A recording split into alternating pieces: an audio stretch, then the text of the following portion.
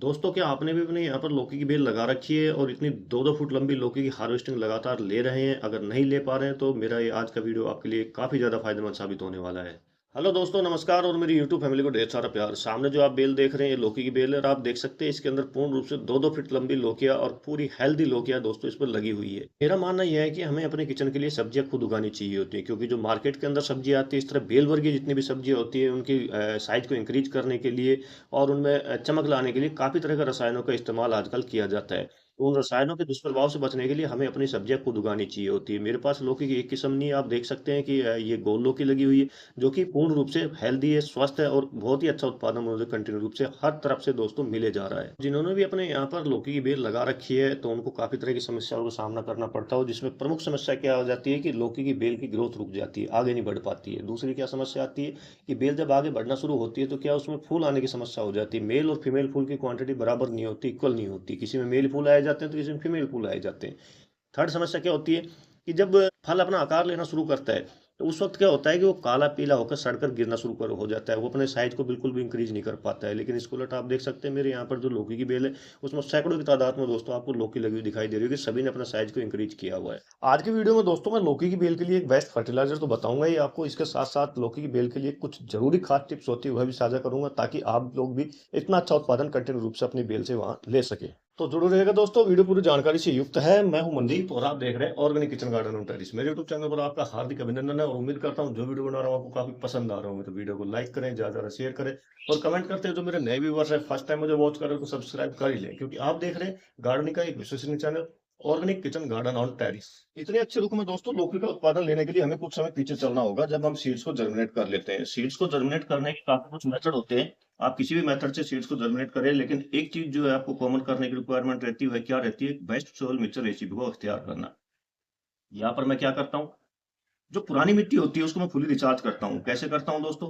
क्योंकि उसको बगैर फुली रिचार्ज किए हुए कोई बेनिफिट हमें नहीं मिलने वाला होता है। मिट्टी मिट्टी होती है, मिट्टी के अंदर इतना ज्यादा कुछ पावर नहीं होती जब तक उसको हम रिचार्ज ना करें, जब तक उसको पावरफुल ना बनाए। जैसे हमारा शरीर है, शरीर शरीर है, इसको गतिमान और चलायमान बनाए रखने के लिए हमें दोनों तीन वक्त भोजन की जरूरत रहती है। उसी तरह जो हमारे बेबी प्लांट होते हैं, इनको आगे बढ़ने के लिए भी खुराक चाहिए होती है, उनका भोजन चाहिए होता है। इनका भोजन क्या होता है? जैसे धूप है, फर्टिलाइजर है, शरीर गोबर की खाद है जिसके अंदर इनका भोजन रहता है, जैसे नाइट्रोजन है, फास्फोरस है, पोटेशियम, इस तरह की इनकी जो रिक्वायरमेंट रहती है। तो मैं यहाँ पर क्या करता हूँ, इस मिट्टी को सुखाने के बाद इसमें 30% के करीब फुली डिकम्पोज काउ डंग का इस्तेमाल करता हूँ। इसी के साथ इसमें 10% के रेशो के अंदर लीफ कंपोस्ट, भुजा हुआ चूना, साथ में जो कुछ खनिज हो जाते हैं जैसे जिप्सम है और भी मुल्तानी मिट्टी है, इस तरह की चीजें मैं इसके अंदर मिलाता हूँ।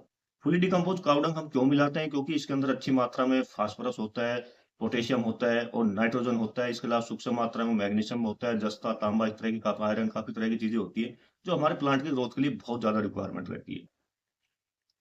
बाकी जो 10% रह जाता है मिट्टी सोइल बनाने के लिए, वह मैं मिलाता हूँ इसके अंदर स्टोन डस्ट या रिवर सैंड, जिसे हम बजरी भी कहते हैं। वह इसलिए मिलाई जाती है ताकि जो हमारी मिट्टी है ये पूर्ण रूप से भुरभुरी बनी रहे। क्योंकि लगातार जब पोट में पानी डलता है तो क्या होता है कि मिट्टी नीचे टाइट बैठना शुरू हो जाती है और एक समय ऐसा आता है कि मिट्टी ज्यादा टाइट हो जाती है। इससे क्या होगा कि जो प्लांट की रूट है वो अपने आप को पूरा आकार नहीं ले पाती, नीचे नीचे वो अब क्या बहुत धीरे धीरे बढ़ना शुरू होती है। किसी सख्त जगह पर कोई भी चीज चलेगी जैसे नीचे अंदर, तो वो बहुत धीरे धीरे चलना शुरू होती है। जब रूट्स धीरे फैलती है नीचे, तो पौधा क्या है कि अपनी ग्रोथ को थोड़ा स्लो कर देता है, धीमा कर देता है। वहीं अगर मिट्टी उसको भुरभुरी मिल जाती है तो रूट तेजी से नीचे फैलना शुरू होती है। जितनी तेजी से रूट नीचे फैलती है, पौधा भी अपना विकास उतनी तेजी से करना शुरू कर देता है। सेकंड दोस्तों, हमारे फल के साइज को इंक्रीज करने के लिए हमें करना क्या चाहिए होता है कि हमेशा मचान विधि अपनानी चाहिए होती है जब बारिश के दिनों के अंदर। बाकी नॉर्मल डे के अंदर बात अलग हो जाती है, लेकिन जब बारिश का महीना शुरू होता है या उसके बाद थोड़ा समय आता है तो उसमें क्या होता है कि मचान विधि अगर हम अपनाते हैं तो फल का जो साइज होता है काफी इंक्रीज होता है, काफी लंबा फल हमें देखने को मिलता है। आपको एक बार बेल पर इसको सहारा देकर चढ़ाना है, उसके बाद ये ऑटोमेटिक अपनी ग्रिप बनाना शुरू कर देती है। यहाँ देखिए, ऑटोमेटिक अपनी ग्रिप बना रखी है और ग्रिप बनाकर ही ऊपर चढ़ना शुरू कर देती है। अब इस समय बेस्ट बेनिफिट क्या होता है कि जब फल नीचे लटकता है तो वो अपने अपने वजन से वो और भी ज़्यादा अपनी लेंथ लेना शुरू कर देता है। साथ में जब जमीन के ऊपर अगर मिट्टी के अंदर फल रहता है तो क्या होता है कि एक साइड से आपने देखा होगा पीला पड़ना शुरू हो जाता है। जिस साइड में वो मिट्टी के संपर्क में रहता है, मिट्टी से टच में रहता है, उस साइड से वो पीला पड़ना शुरू हो जाता है और बाकी 3 साइड से वो ग्रीन रहता है। तो और साथ में वो जब नीचे रहता है तो क्या अपने आकार को नहीं बढ़ा पाता है, फूलना शुरू हो जाता है, मोटा होना शुरू हो जाता है। तो इन सब से बचने के लिए हमें हमेशा क्या करना चाहिए होता है कि जो मचान विधि होती है, उस मचान विधि को अपनाना चाहिए होता है, ताकि हमें बेस्ट प्रोडक्शन लगातार कंटिन्यू रूप से मिल सके। इसी के साथ दोस्तों बेल का निरीक्षण करते रहें। किसी भी वायरस के अटैक से बचाने के लिए हमें करीब-करीब हर 10 से 15 दिन के अंदर एक बार नीम ऑयल, या फिर नीम ऑयल नहीं है तो आपके पास घर में हल्दी मिल जाती है किचन में, हल्दी का स्प्रे करें। नीम ऑयल का कैसे करना है, आपने 1 लीटर पानी के अंदर करीब-करीब 2 से 3 एमएल नीम ऑयल ले लेना है। चूँकि ये तेल है तो ये पानी में घुल नहीं पाएगा, क्या तो डायरेक्ट स्प्रे में पहली बार बाहर निकल जाएगा, या फिर साइड में जो बोतल होती है, जो जो उसका इंटीरियर सरफेस होता है उस पर चिपक जाता है, लग जाता है। तो ऑयल के कंटेंट को तोड़ने के लिए हमें करना क्या चाहिए होता है कि अपने किचन से जो बर्तन धोने की साबुन होती है, जो लिक्विड विम सोप होती है, उसके आपने 2-3 बूंद उसमें डाल लेनी है। अच्छी तरह हिलाना है और शाम के वक्त आपको स्प्रे करना चाहिए होता है। शाम के वक्त स्प्रे करने से क्या बेस्ट बेनिफिट मिलता है कि जो पत्ते होते हैं उसको अवशोषित कर लेते हैं, और जब पत्ते उसको पूर्ण रूप से अवशोषित कर लेंगे तो क्या होगा कि किसी भी जो भी वायरस होगा वो इसके नज़दीक नहीं आ पाएगा, तो हमारा पौधा हेल्थी रहेगा और अपनी ग्रोथ को बढ़ाता रहेगा। नीम ऑयल ना होने की दशा में आपको करना क्या है कि जो किचन के अंदर जाना है, किचन में से आपने हल्दी लेनी है। 1 लीटर पानी के अंदर मैं क्या करता हूँ, आधा चम्मच के करीब हल्दी लेता हूँ, और पूर्ण रूप से मिलाने के बाद शाम के वक़्त इस पे पूरा स्प्रे कर देता हूँ। दोनों यही काम करते हैं, नीम ऑयल अपनी जगह काम करता है, हल्दी अपनी जगह काम करती है, दोनों को गुण भी थोड़ा बहुत मिल जाते हैं आपस में। तो आप दोनों में से किसी भी एक चीज़ का स्प्रे करें, बदल-बदल कर करें। जैसे आपने इस बार 10 से 15 दिन में एक बार नीम ऑयल किया है, तो नेक्स्ट 10 से 15 दिन के अंदर आपको हल्दी का स्प्रे कर देना चाहिए। इससे क्या होता है कि जो वायरस होता है ना, अपने आप को मजबूत नहीं बना पाएगा। क्योंकि एक ही चीज़ का हम स्प्रे करते हैं तो क्या है, वायरस भी उसके जो वायरस के अंदर भी क्या होता है कि उसकी जो एंटीबायोटिक पावर होती है वो मजबूत होना शुरू हो जाती है। तो हमें एक बार अगर नीम ऑयल किया है तो अगली बार हल्दी का कर देना चाहिए, नेक्स्ट टाइम लौंग ऑयल का स्प्रे कर देना चाहिए, ताकि हमारा पौधा पूर्ण रूप से हेल्दी रहे। करीब-करीब 50 से 60 दिन में आप देखते हैं कि जो सीड्स आपने जर्मिनेट किया था, वो पूर्ण रूप से बेल के रूप में पूरी मचान पर फैल चुका है। आप देख सकते हैं पत्तों में किसी भी इंसेक्ट का अटैक नहीं दिखाई दे रहा होगा, पूर्ण रूप से ग्रीनरी बनी हुई है, पत्ते डार्क ग्रीन है, और साथ में बहुत ज़्यादा शाखाएं, बहुत ज़्यादा ब्रांचें पौधे के अंदर आई हुई है, और कहीं कहीं पर आपको फूल की डोर्स भी दिखाई दे रही होगी। अब इस वक्त क्या होता है कि हमें नाइट्रोजन युक्त जो फर्टिलाइजर होता है उसको देना थोड़ा कम कर देना चाहिए होता है, या फिर बंद कर देना चाहिए होता है।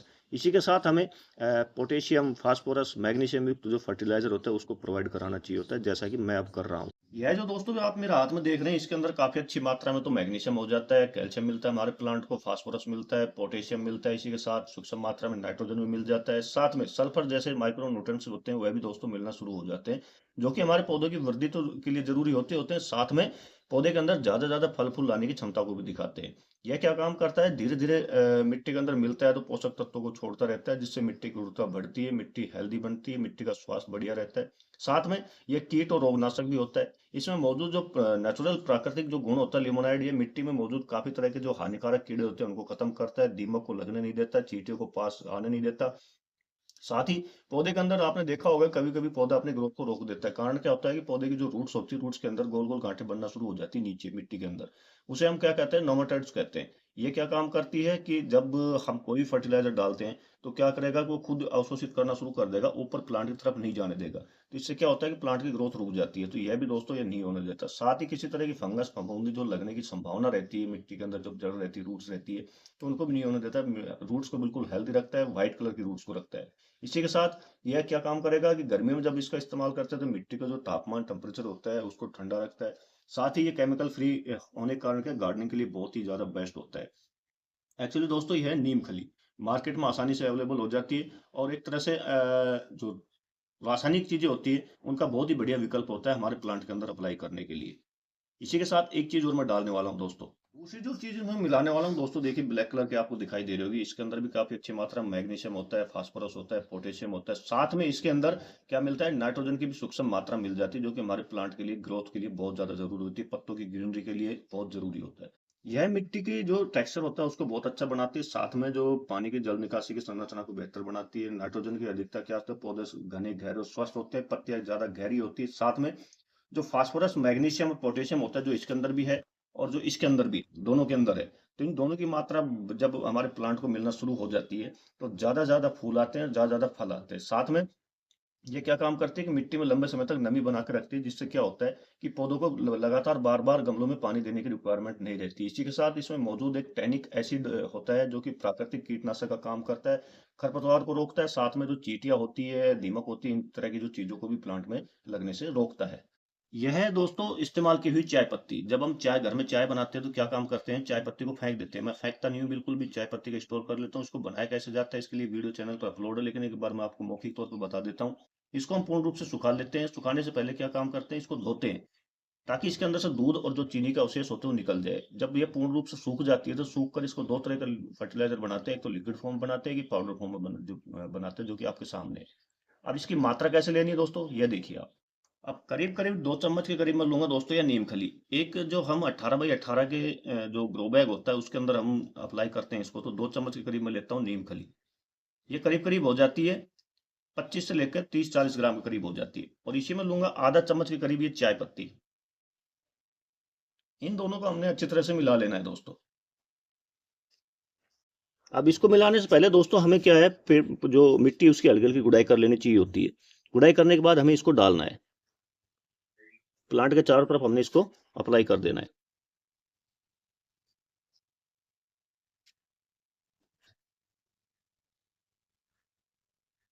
और मिट्टी में मिला देना है। एक बात का हमेशा ध्यान रखें, नॉर्मल डे के अंदर अगर आप करते हैं इसको तो पानी डालना बिल्कुल ना भूलें, क्योंकि बगैर पानी के संपर्क में ये चीज़ें काम करना बिल्कुल नहीं करेंगी। अब क्योंकि सावन का महीना चल रहा है, बारिश लगातार हो रही है, मिट्टी पूर्ण रूप से पहले से गीली है, तो मैं अब इसमें पानी अप्लाई नहीं करूंगा।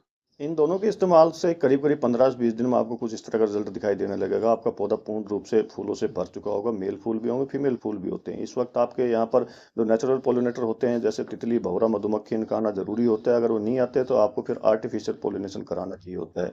आर्टिफिशियल पोलिनेशन कराने के कुछ समय बाद आप देखते हैं कि आपको इस तरह की हार्वेस्टिंग लगातार मिलना शुरू हो जाती है। वीडियो कैसा लगा दोस्तों कमेंट करके जरूर बताइएगा। पसंद आने पर लाइक कीजिएगा और ज्यादा से ज्यादा शेयर कीजिएगा। जो मेरे नए व्यूअर्स है, फर्स्ट टाइम मुझे वॉच कर रहे हैं तो सब्सक्राइब कर ही लीजिएगा। मिलते हैं आपसे नेक्स्ट वीडियो में नई जानकारी के साथ। तब तक के लिए आप सबको जय हिंद, जय भारत दोस्तों।